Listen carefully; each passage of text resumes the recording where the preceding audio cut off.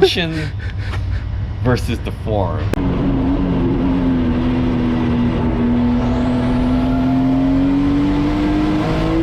Hey, what's up everybody? Welcome back to the Sub2club channel. Today we have Robert Choo, the man himself. So welcome. And thank you. Yeah, just tell me a little bit about yourself. So I guess, you know, my background is automotive. My whole family's in the automotive industry. Yeah. My brother owns a dismantling yard. My other brother owns a transmission shop, and my dad was, you know, a mechanic and, you know, CNC engineer. So it was normal for me to get into cars. Right, so this car you see behind me is probably the 50th car I own. I still own like 15 of them, but I just started loving cars at a very young age. You know, helping my dad with his cars at, you know, probably when I was 6 years old, and, you know, handing him tools and stuff. Yeah. But the culmination of that was achieved when I started Choo Works, I guess, about 6 years ago.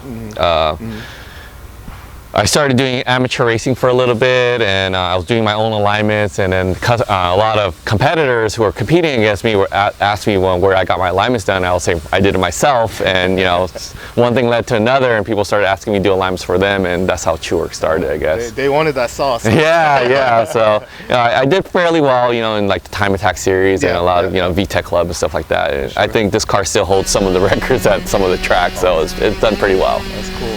How did you first get into track day? So I worked for the automotive, automotive tuner magazine for about 14 years. I really first started tracking probably in about 2008, and when Redline Time Attack was pretty big. And I started tracking my S2000. So it's funny how that came about was, when I first bought the car, I thought it sucked, honestly. I had an AP1, I'm like, this car sucks. It's slow. The only time it's fast is when you ring it out to like 9,000 RPM. It has no torque. And then one of the companies that we're working with invited us out to a free track day at Streets of Willow. And it was, dude, it was snowing out there that day. But I still had a blast, and I realized the beauty of the S2000 at that point. And like, the whole point of owning the S2000 was to track it. And at that point, I probably dumped a good $40,000 into that car, from tracking, going to track events, tires, and fixing the car up. And I started, you know, doing the Time Attack series and did pretty well with that. And, you know, it went from there. And, you know, so I've been tracking for about 14 years. Awesome. Yeah. Why did you choose this car? So I did very well tracking the S2000, and when I started my company Choo Works, people started coming to me for alignments for S2000s, and I'm like, all right, you know what, I need to branch out to other cars. And I like, you know, what's the next cars to track? And I'm like, you know what? I bought an EG. I'm like, you know what? There's a lot of Honda owners out there. So everybody knows me for rear-wheel drive, but I'm like, you know what? I'm going to go buy a Honda and go track it. And I first started tracking this car, I think like 2015, like late 2015. And first event I went to, I think I placed second. Wow. It was originally a single cam car, and that was the class limitation at the time for VTech Club N1 or N, Group N. And you know, in 2016, you know, everybody thought it was impossible to do sub-2 in a single cam, but I was able to do it at the end of the year in December. So it was pretty fun. It was a pretty big achievement for me, and you know, the car only made, you know, as much as people think the car made a lot of horsepower, it only made 140 horsepower at that time when it did sub-2. So. Would you mind sharing how much it weighs at that point? The car, I think, without the driver, weighed like 1908. Yeah, so it was pretty light. You know, obviously it had no heater core, no AC, no radio. It was pretty much a race car. It just had a dash in it and a roll bar in it. So it's still amazing. That lap time. But, you know, it's not like cheese grated up to like, there's no hole saw holes or anywhere. But, you know, it's still a complete car. But it is pretty gutted down. Do you have a dream car? Oh God, dream car when I was growing up, Porsche 959, Ferrari F40, Lamborghini Countach. Those are probably my 3 dream cars. Still remains the same? Probably, still remains the same. The F40, obviously all those cars are unattainable nowadays, but that's still, you know, that's why they're called dream cars, right? What year is this car? So it is a 1994 Honda Civic CX. Okay. So CX means, I'm not too sure about EGs, but CX is like pretty much the base of the base model, right? Base of the base model is one of the lighter chassis out there. I think the VX is actually a little bit lighter, but that's because the VX had a slightly smaller gas tank. Gotcha. So I think it was like 8 gallon versus a 10 gallon tank. Uh-huh. But yeah, it's the lightest chassis you get. It didn't have, you know, door moldings, and obviously not like the SI, which had a sunroof on it. So it has no sunroof. Other than that, all the chassis are very, very similar. Other than the SI, which had the sunroof. Got it. Looks like it has a B series engine. Correct. Yeah. So the series we mentioned earlier, the series I used to race at in the VTEC Club Group N, you weren't allowed to do a B series, but in I think last year or the year before, they changed the rules where you could use a B20 in it. So I'm like, well, you know what, use the biggest motor you could, you know, that are allowed in the, you know, legally in the class. So that's why I changed to B20. You can't really do much to the motor. Pretty much the motor has to stay stock. So it's a basically a high comp B20. Okay. We dynoed it at 149 horsepower. Okay. And would you mind sharing the weight numbers on this car with this motor? So the weight of the car now is I think like 98 or something like that. It's not that much heavier than the single cam. Obviously the B series is heavier and the transmission is a little bit heavier, but it's not that much heavier. Yeah. So clean. For a car that's been sitting, it's really clean. What kind of transmission? So it's a GSR with a CAS LSD. Okay. It was rebuilt by Ghostworks. Okay. Yeah. Before we put it in, and we made sure it was rebuilt, so that way, you know, you don't have any misshifts and stuff. All the right formulas. Yeah. It's pretty simple. You know, people don't realize how cheap it is to, you know, race a Civic.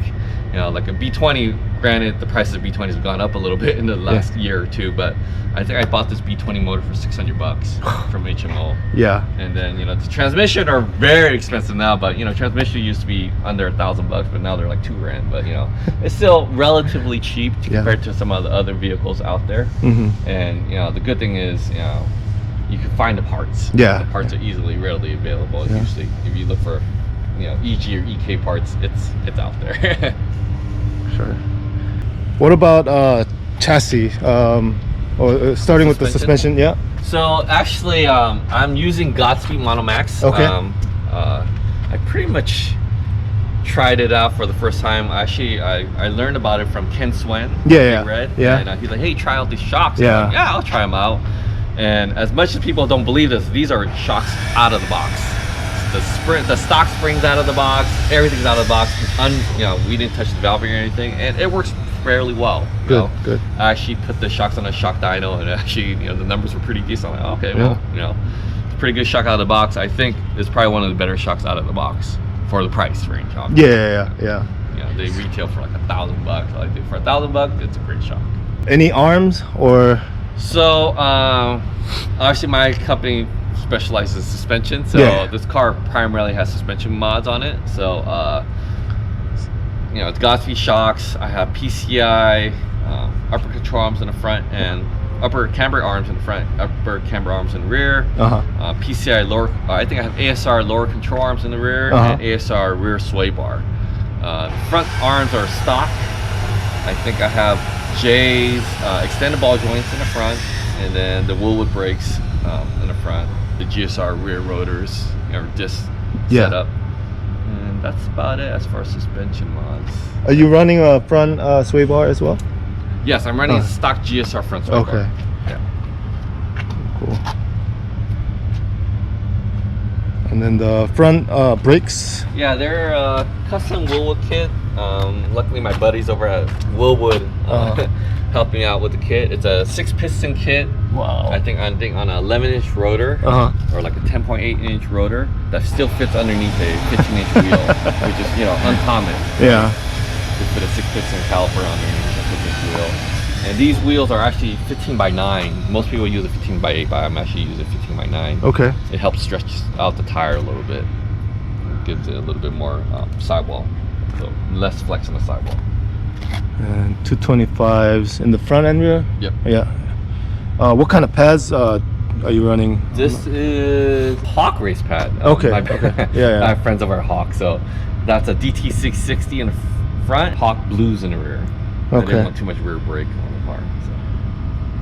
Yeah. Before we started the shooting, you were mentioning that you don't use too much brake. So No.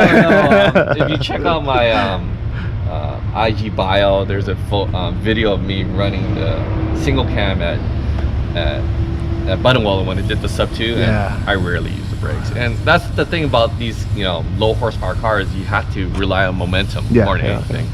And brakes are your enemy, right? So you just got to find the least amount of brakes you could do. And people have sat with me before, and they're like, "Are you even using the brakes?" Like, very, very little. And you just can't lose the momentum. Otherwise, the car doesn't make much power. So you got to make sure that the cornering speeds are high, so you could, try to get those lap times. That's the secret. Yeah, that's the secret. Try to brake early, but brake very little. That's my lesson I learned from actually a pro race car driver. He taught me. The first time I drove at Big Willow, what's his name? God, I'm blanking now. He was a pro racer. He actually races competitively. Okay. He gave me a ride along, and he's like, the first thing he told me was, "Don't look at my feet." And you probably don't think I'm braking, but I'm actually braking. And the very first corner, coming out of the hot pits, I thought I was gonna die. And he was driving my own car, and that's when I realized, like, wow, the car is very, very capable.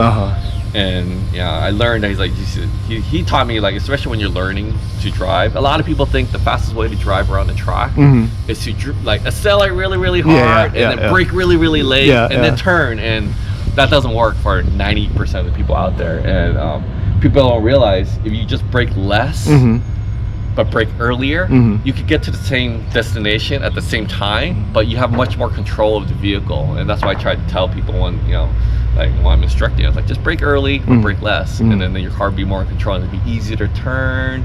A lot of things are easier, and as you get better as a driver, you could brake later and later, but be able to be more control.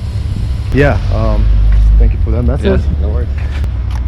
The stock mirrors? No, these are they're spoon replica. The eBay special. Yeah, I get you. So I try to make everything affordable on this car. Like certain things I'll spend money on, like safety I'll spend money on, brakes I'll spend money on, but everything else, I don't buy the flashy components. A lot of people make fun of my cars, like, dude, you own a shop and your car looks like crap. Like, it's okay, it's fast, it's fun. That's all I care.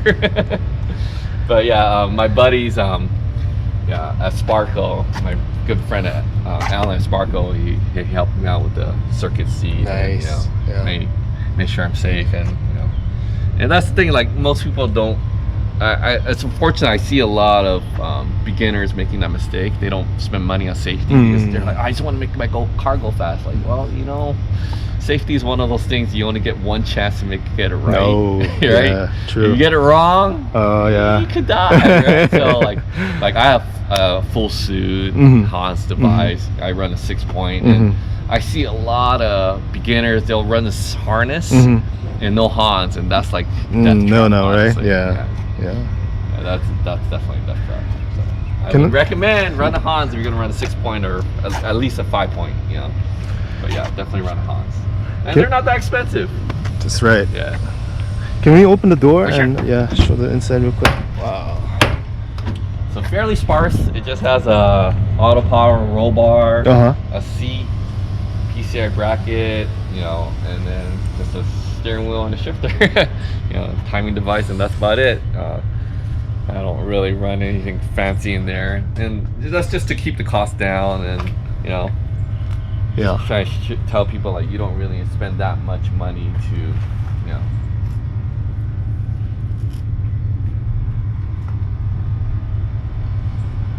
True. Is that the old school race pack? Yeah, that's a T2X. Oh.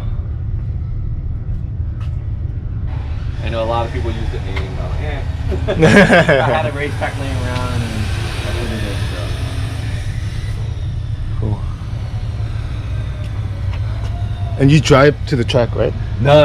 Oh, you know? Okay. Yeah, I used to drive to track, but not anymore. But your blinkers and everything works, right? Yeah, blinkers work, headlights work, windows work, everything. It can be registered on the street, obviously. Yeah. But I just Too old for that. yeah, too old for that. I take my family with me when I go to the Yeah, track. So yeah. obviously they can't sit in the back seat or the passenger seat. So. Okay. Really like the PCI stuff. Yeah, the PCI stuff I think is really good. Yeah. Stock brakes, like you said. Stock GSR rotors and GSR, pads, but it has you know, the Hawk blue pads in there and stainless steel lines. Yeah. An over fender. Yeah, it's an over fender. I actually, if I do keep the car, I'm probably gonna redo it a little bit. I don't know. We'll see. So you look underneath, it has that huge ASR rear sway bar. Yeah. It's a 30mm hollow tube bar. I like a car that rotates a lot. So this car actually spins out if you're not on the gas. So you know, that's another way to drive fast, right? The car has to be loose. Yeah. So that's the reason why I'm running such a huge rear sway bar. Is there anything that you would have done differently? Make the car look prettier. That's the only thing. But you know, again, I'm like, I'm going for function, not form, and I would love to paint it, but you know, like, it's one of those things that, do I want to be spending more money on the car? Probably not. Would you still choose a EG though? Yeah. So Yeah. the reason why I chose the EG over all the other chassis is because it's lighter. Yeah. You know, I love the look of the EK. Don't get me wrong. I think the EK looks better than the EG in my personal opinion, but it's heavier. It's about 150 pounds heavier, and same with the Integra. It's about 100 pounds heavier. So I'm like, you know, when you're trying to break records, or you know, when you're not making a lot of power, you have to have the best power to weight ratio, right? So try to find the lightest chassis possible with, you know, that still handles pretty well. I know you have posted this car for sale, but if you were to keep it, what are the next steps? So I do have some charge speed fenders for it, which is sitting in here. I was gonna paint it or wrap it. So that was the two things I probably would do if I was gonna keep it. Just make it look prettier. Yeah. Not necessarily go faster in it, because for me, I try to keep things simple. I don't try to make a lot of horsepower, and that's the whole point of the car build originally, was to show people what is capable of a car with very low horsepower. You know, people think you need a lot of horsepower to go fast. You don't. You just need to, one, effectively use the power, and two, drive the living daylights. I think, you know, the car has proven that. You know, especially when it was a single cam, I would beat cars that had K series and, you know, and big B motors, and like, well, it comes down to, you know, setting up the car and learning how to drive the car as well. And, I always try to tell that to all my customers, that, you know, don't concentrate on power, concentrate on suspension, brakes, and learning how to drive it. Honestly, even just learning how to drive the car is the most. And they always say the driver mod is the best mod you can put to the vehicle, and it's completely true. You know, there's always going to be someone who could get in your car and drive it 3 seconds faster, or so on and so forth. You know, and I think that people don't realize that just learning how to drive the car is the most important thing. Elaborating on that, you're obviously suspension guru at this point. I don't know, do a lot of cars, especially on Hondas. Any tips for the guys that are getting into it? Not like specific specs, but like what tips would you give? What tips would I give when I do suspension stuff? Get alignment. That's important. I think I do see a lot of people like install a bunch of parts on the cars. Like, you ask me to get alignment, like, no. You realize you need all the parts you installed in your car is useless without an alignment. I know, you know, obviously a lot of people are working on a budget, but just buy components that have been proven and work well. Don't try to buy like a knockoff product that you know you're going to replace in the near future. So don't try to buy things twice. You know, in the end, you're just going to be spending more money. So just buy it once, I guess. That's what I would recommend. That's a cool tip I give. What does sub2 mean to you? Gosh, so it used to mean a lot. I hate to say this, but it has gotten a lot easier to go sub2. Oh yeah.